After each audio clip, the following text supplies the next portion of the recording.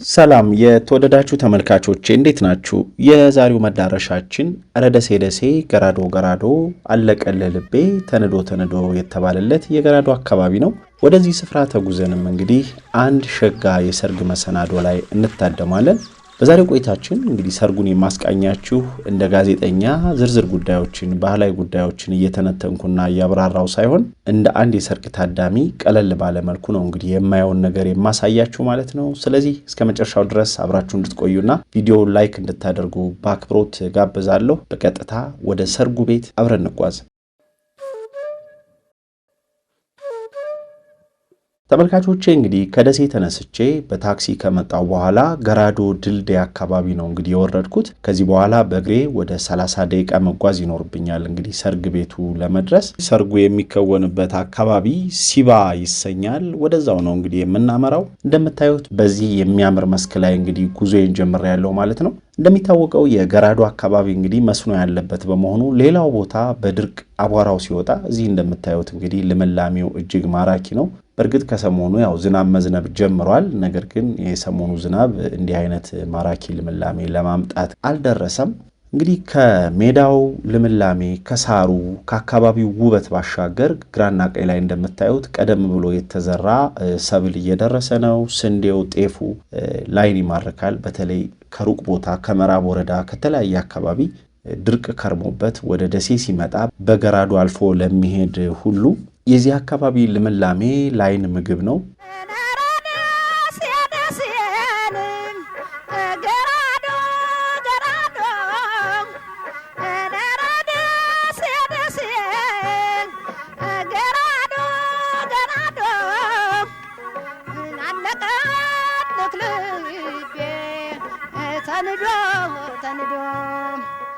ገራዶ እንግዲህ በርካታ አርሶ አደሮች በመስኖ እርሻ ሰብል የሚያመርቱበት አካባቢ ከመሆኑ ባሻገር የደሴ ከተማን የመጠጥ ውሃ ፍጆታ የሚሸፍን የከተማዋ የውሃ ጋን ነው ማለት ይቻላል።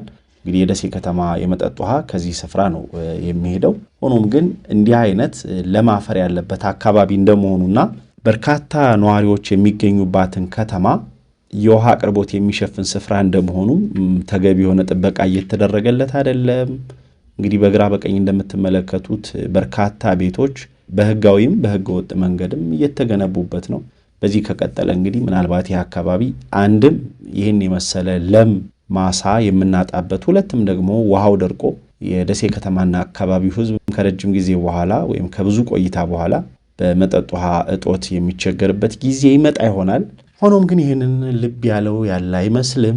በዛም በዚህም የመኖሪያ ቤቱም ሌሎች የልማት ተቋማትም እየተገነቡበት ነው የሚገኘው። ለማንኛውም እስኪ ይሄኛውን ጉዳይ እንተውና አርሶ አደሩ እንግዲህ እንደምታዩት ቀድመው የተዘሩ አትክልቶቹን ሰብሎችን በመሰብሰብ ላይ ይገኛል። ከፊት ለፊቴም የደረሰ ካሮት በህብረት እየነቀሉ ያሉ አርሶ አደሮችን እያየሁ ነው። አሁን ከአንድ መንደር ገብቻለሁ። ይህ አካባቢ ወያና እንደሚባል ነው እንግዲህ የሰማሁት። ከዋናው ወንዝ የተጠለፈ የመስኖ ውሃ በዚህ ሰፈር እያለፈ እንግዲህ እንዲህ አይነት ማራኪ ገጽታን ተላብሷል። በዚህ ውሃ እየጠጣይ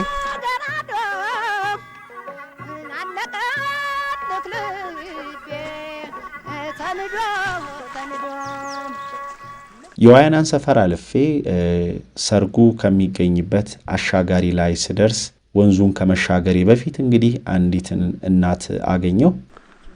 ተወየመታው ነው አንቱ ማንተ የሚባለው ሀገር 01 ዘግይቶ በመጣው የብላጊ ዝናብ የደፈረሰውን ወንዝ ተሻግረን እንግዲህ ከእናታችን ጋር ወደ ሰርጉ ቤት እያመራን ነው። በእሷ ተሻገሩ ቃስ እንዳንሸራተት ኧረ ብርቱ ነው። ከወንዙ በላይ ያለችውን ዳገት ተቃንተን አሁን ከሰርጉ ቤት ደርሰናል።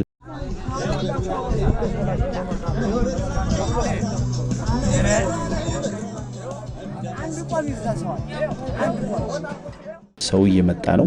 እኔም እንግዲህ ወደ ዳስ ገብቼ ምሳዬን በላሁ ማለት ነው። ከዚህ በኋላ ቀስ በቀስ ሰው እየመጣ የሰርግ ቤቱ ድባብም ሞቅ ሞቅ ማለት ጀምሯል።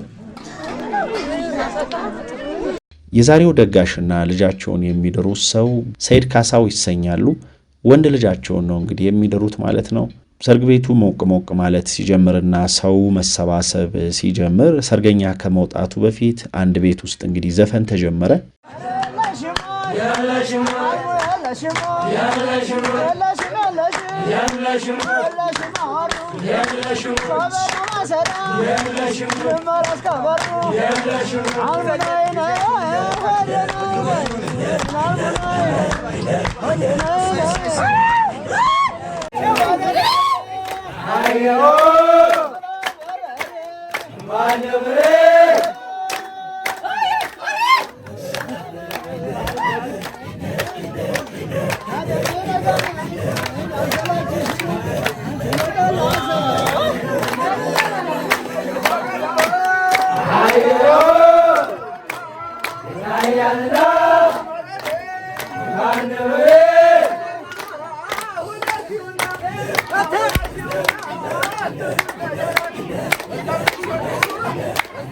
የአካባቢው ወጣቶች ከሙሽራው ሚዜዎች ጋር አንድ ላይ ሆነው እንግዲህ ዘፈኑን ሞቅ እያደረጉት ነው።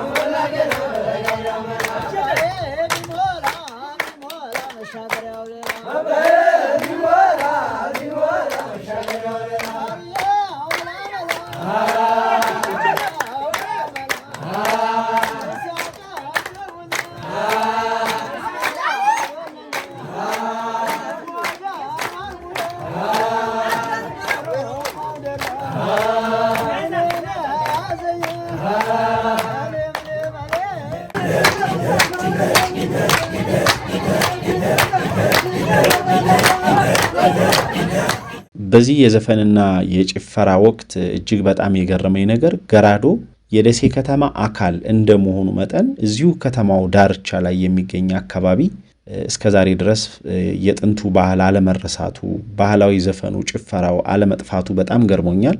የገራዶ አካባቢ ወጣቶች እንግዲህ የቀደመውን የአባቶቻቸውን ባህል እስካሁን ድረስ አልዘነጉትም።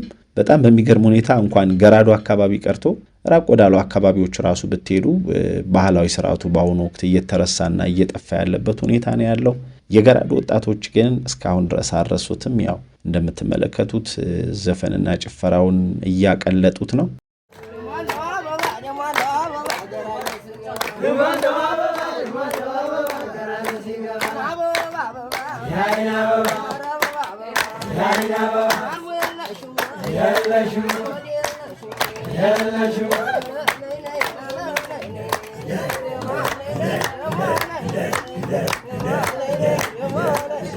የጭፈራው ድባብ ሞቅ ያለ ነው።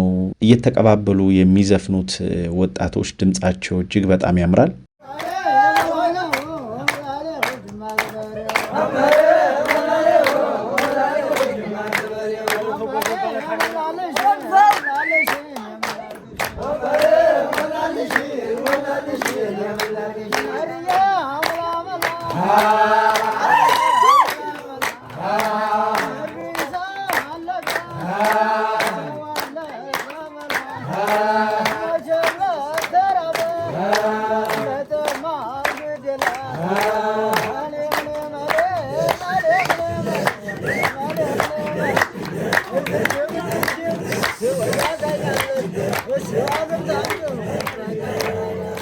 ተመልካቾቼ በዚህ ዘፈንና ጭፈራ መሃል አንድ ዘና ያደረገኝ ግጥም ነበር የሰማሁት። ከግራ እጅሽ አርጊኝ እንደ ሰዓትሽ ጊዜው ነው ባያቸው ለሚጠይቁሽ የሚል ግጥም ነበር የሰማሁት። እንግዲህ ያው ሰምና ወርቅ ለሚያውቅ ትርጉሙ ብዙ ነው። በዛ ላይ ደግሞ ወጣቶች ወጣትነታቸውን ጊዜያቸውን ምን አይነት መልክ እንዳለው የሚገልጹበት ግጥም ነው።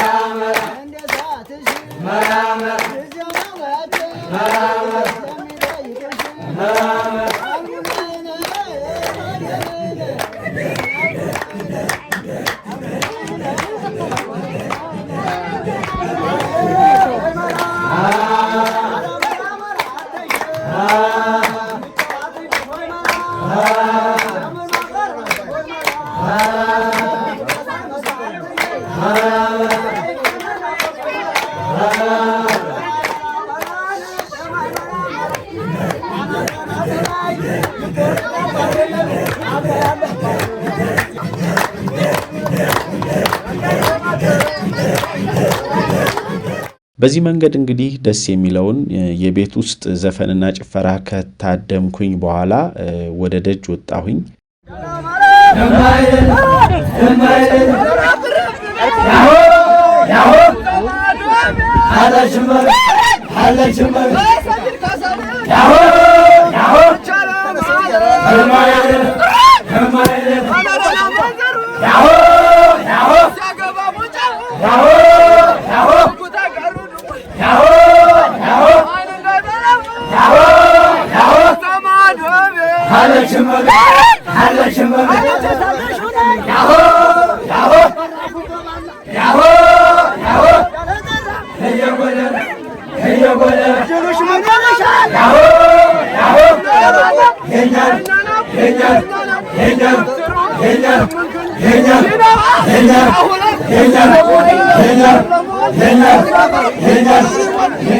ደጅ ላይ የሰው ቁጥር በርከት ብሏል።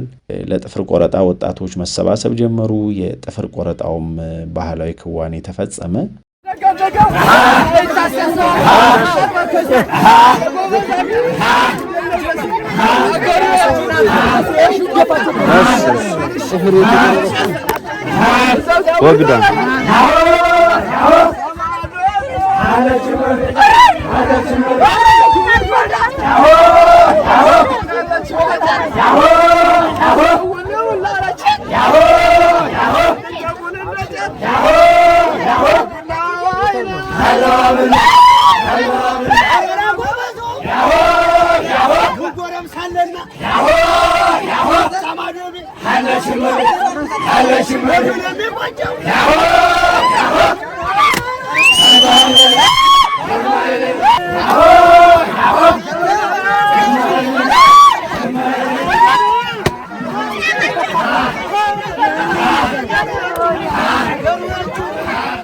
በዚህ ወቅት እንግዲህ ሰብሰብ ብለው ሚዜዎቹና ወጣቶቹ ውስጥ ላይ ከነበረው ዘፈን ባሻገር አሁን ሆይ ያሉ ነው የሚገኙት።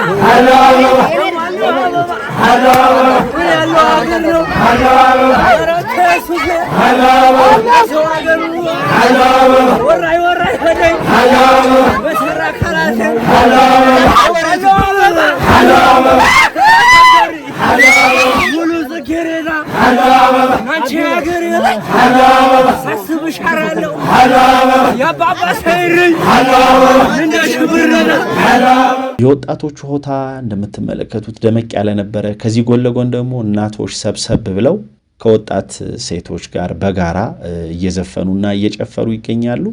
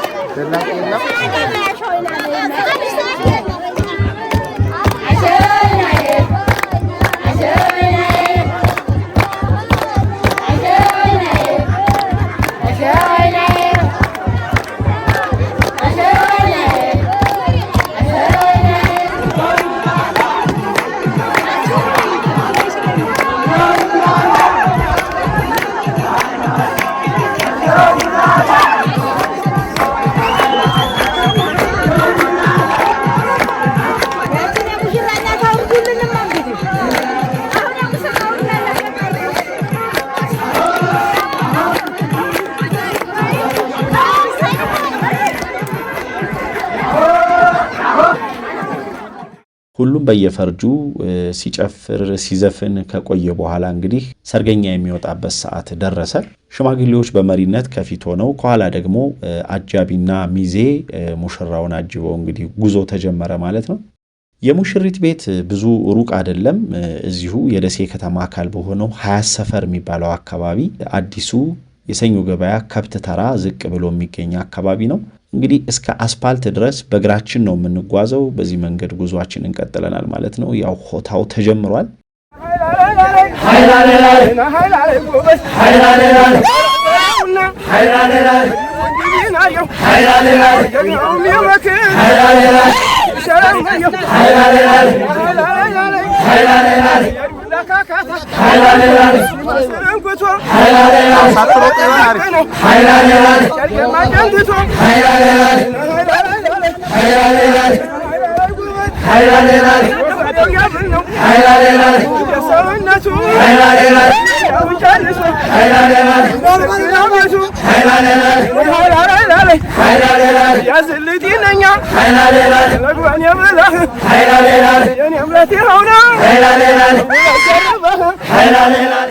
ወጣቶቹ አንድ ጊዜ በጋራ ሌላ ጊዜ ደግሞ ለሁለት እየተከፈሉ ሆታውን እያቀለጡት ነው። በዚህ መካከል ታዲያ ከፊት እየሮጠ ያስቸገረ ወይም ደግሞ ወደ ኋላ እየቀረ የረበሸን አጃቢ ሚዜዎቹ በያዙት የባህር ዛፍ ልምጭ ሸምቦጥ እያረጉ ስርዓት የማስያዙን ስራ ቀጥለዋል። በዚህ ወቅት ታዲያ ለምን ገረፍከኝ ብሎ የሚቆጣ ወጣት ወይም ጎረምሳ የለም። ምክንያቱም ይሄ ሕግና ስርዓት ነው፣ ባህል ነው።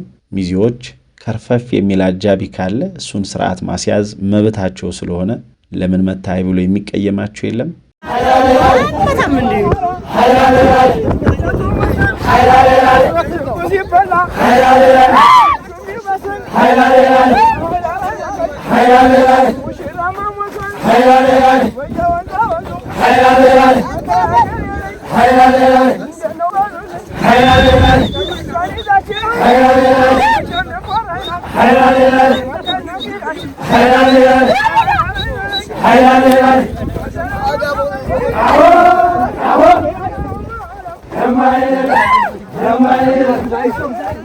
ጉዟችን እጅግ የሚያምር ነው።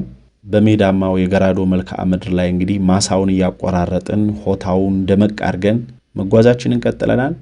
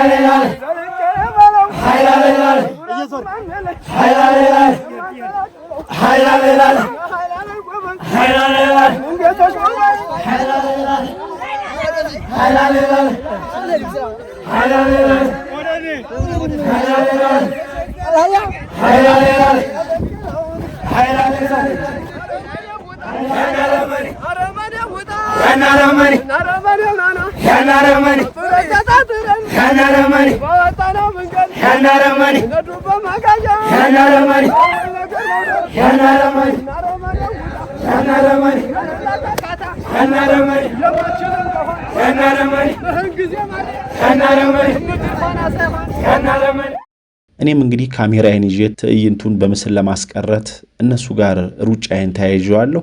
አንድም ከነሱ የሩጫ ስልተ ምት ጋር እርምጃዬን ማመጣጠን አለብኝ። ሁለት ደግሞ እየሮጥኩ በተመሳሳይ ጊዜ በእጄ ያስኩት ካሜራ ሳይወዛወዝ ጥሩ ምስል እንዲይዝ የማድረግም ኃላፊነት አለብኝና እነሱ ጋር እየሮጡ ከዛ ደግሞ ለምስል መጨነቁ ትንሽ አስቸጋሪ ነበረ። እንግዲህ ቢሆንም በምታዩት መልኩ እየተወጣሁት ነው። አሁንም ሆታውና ጉዟችን ቀጥሏል።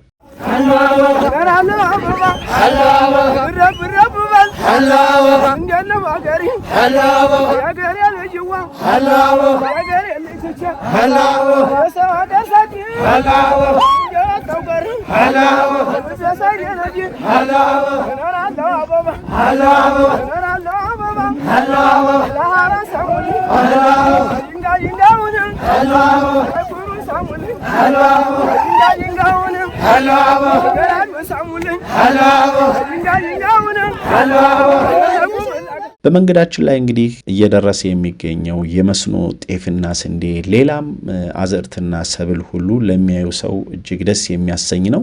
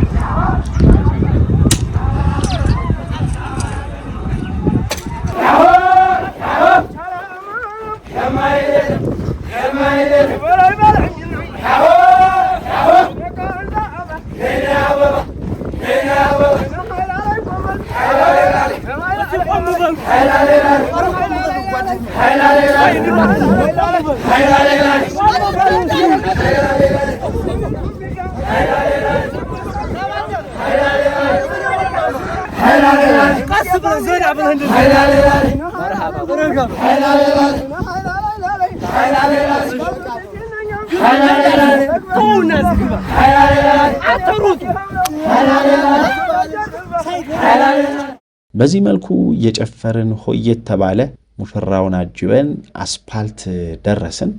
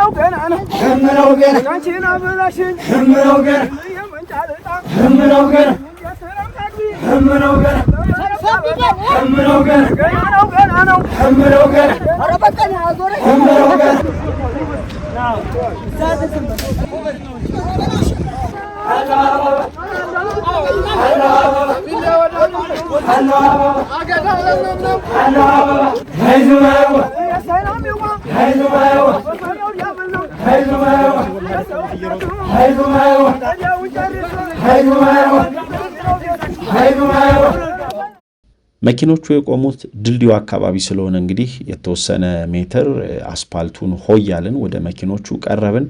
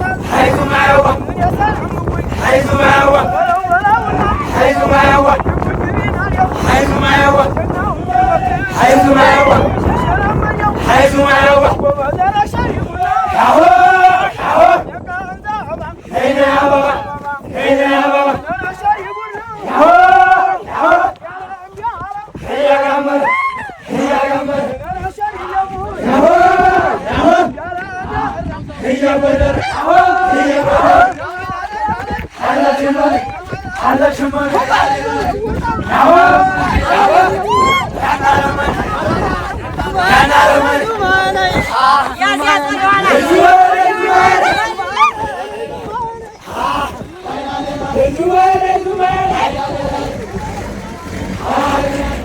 ታክሲዎች ጋር ከደረስን በኋላ ሁሉም በተዘጋጀለት መኪና ገባ።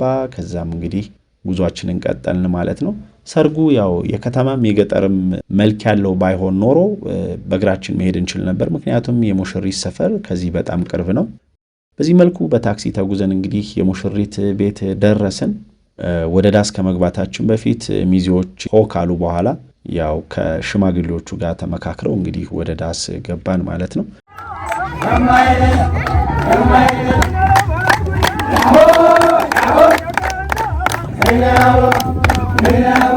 ቀደም ብዬ እንደሰማሁት እንግዲህ የሙሽሪት እናት ከወራት በፊት ነው ከዚህ ዓለም በሞት የተለየችው።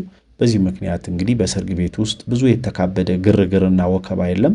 ሁሉም የተመጠነ እና በአግባቡ የተዘጋጀ ነው። በዚህ መልኩ እንግዲህ ዳስ ውስጥ ገብተን ምሳ ተበላ። ሁሉም በአግባቡ ተስተናገደ። የዳስ ውስጥ ቆይታችን ደስ የሚል ነበረ።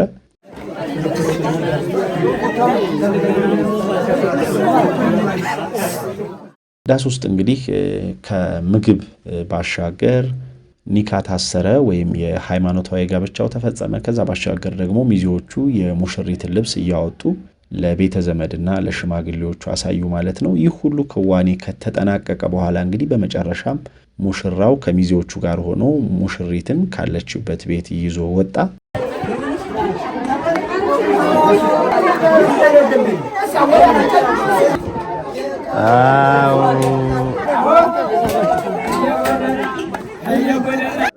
ቤተ ዘመድ ዙሪያውን በከበበበት ሁኔታ እንግዲህ ሙሽሪትና ሙሽራው ተሸኙ ማለት ነው። ከዚህ ወጥተው ግን በቀጥታ ወደ ሙሽራው ቤት አይደለም የሚያመሩት።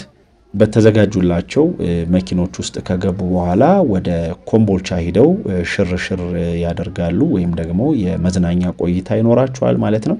እኔ ግን ያው እንደምታውቁት ቅኝት የማደርገው ገጠር ገጠሩን ስለሆነ የከተማው ነገር ግራ ስለሚያጋባኝ ለሙሽራውና ለሙሽሪት መልካም የትዳር ዘመን ተመኝቼ ከነሱ ጋር የነበረኝ ቆይታ በዚህ ገትቼ ወደ ቤቴ አምርቻለሁ ማለት ነው። በዚህ አጋጣሚ እንግዲህ ለሙሽራው እንድሪስ ሰይድና ለሙሽሪት አሚናት ሁሴን መልካም የትዳር ዘመን ይሁንላችሁ። በፍቅርና በደስታ በጤናና በሀብት ልጆች ወልዳችሁ በሰላም የምትኖሩ ያድርጋችሁ። አብራችሁ አርጁ፣ ለሀገርና ለወገንም በእጁ ለማለት እወዳለሁ። የተወደዳችሁና የተከበራችሁ ተመልካቾቼ በዛሬው ቆይታዬ አብራችሁኝ ስለነበራችሁ ከልብ አመሰግናለሁ። ቀደም ብዬ እንደነገርኳችሁ እንግዲህ አንድ ሰርግ ላይ እንደተገኘና የሰርጉን አጠቃላይ ድባብ ለመዘገብ እንደመጣ ጋዜጠኛ ሳይሆን ሰርጉን ለመታደም እንደመጣ አንድ የሰርግ ታዳሚ ነው እንግዲህ ያለውን ሁኔታ ያስቃኘኋችሁ። በተረፈ ሀገራችንን ሰላም ያደርግልን። እንዲህ በጋራ ሆኖ በሰላም ጊዜ አብሮ ሲበላና ሲጠጣ ሲጨፍርና ሲጫወት ደስ የሚለው ማህበረሰባችን ዘላቂ ሰላም አግኝቶ በየጊዜው ከሚመጣበት ሞትና መፈናቀል ተገላግሎ በሰላም ይኖር ዘንድ የሁላችንም ዱዓ ጸሎትና ምኞት ነው። ሁላችሁም ባላችሁበት የዓለም ዳርቻ ሰላም ሁኑልኝ። ቻው።